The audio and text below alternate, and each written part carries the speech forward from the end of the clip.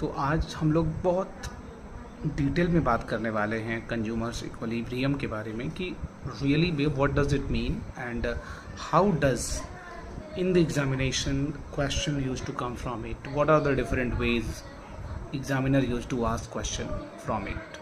So first and foremost we will come to know what is the definition of consumers equilibrium is.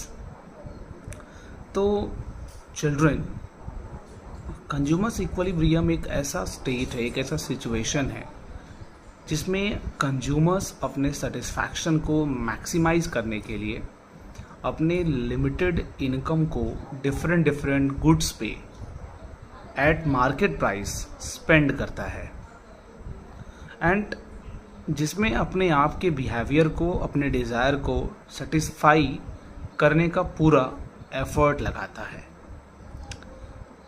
In a way we can say that consumers equilibrium is a state where a consumer maximizes their total satisfaction by spending their limited income across different goods at given market prices, leaving them with no desire to change their behavior.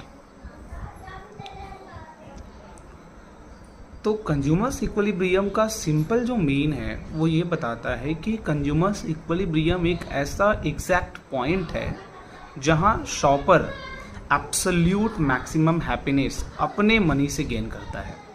और we can say that it is the perfect balance where you feel you spend your cash in the best possible way.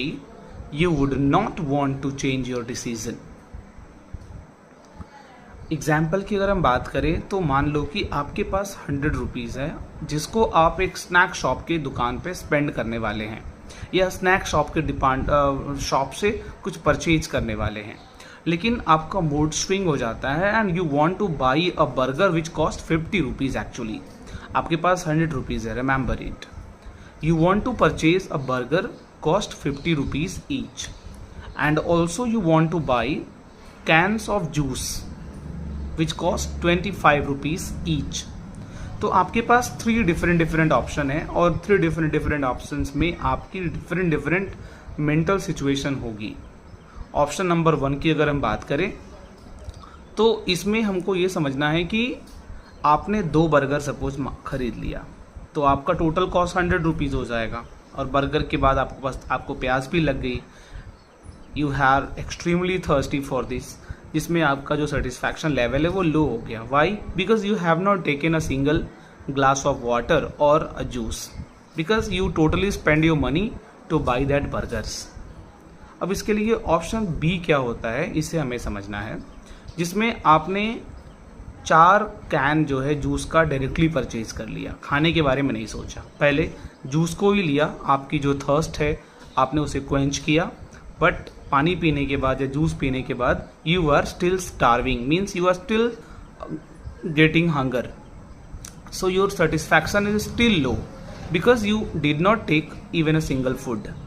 Option number C जो है ये बात करता है कि ऐसा situation जिसमें बायर्स और शॉपर अपने आप को कंप्लीट सेटिस्फैक्शन गेन करता है, यानी कि वह जूस और बर्गर के बीच एक म्यूचुअल अंडरस्टैंडिंग क्रिएट करेगा, यानी अपने 100 रुपीज़ में वह एक बर्गर परचेज करेगा विच कॉस्ट 50 रुपीज़ एंड 2 ग्लास और 2 कैन्स ऑफ जूस परचेज करेगा जिसका each glass of juice cost 25 rupees. So in such a way that shopper will spend his 100 rupees to buy those goods and through this way that person will get complete satisfaction. So this entire process comes under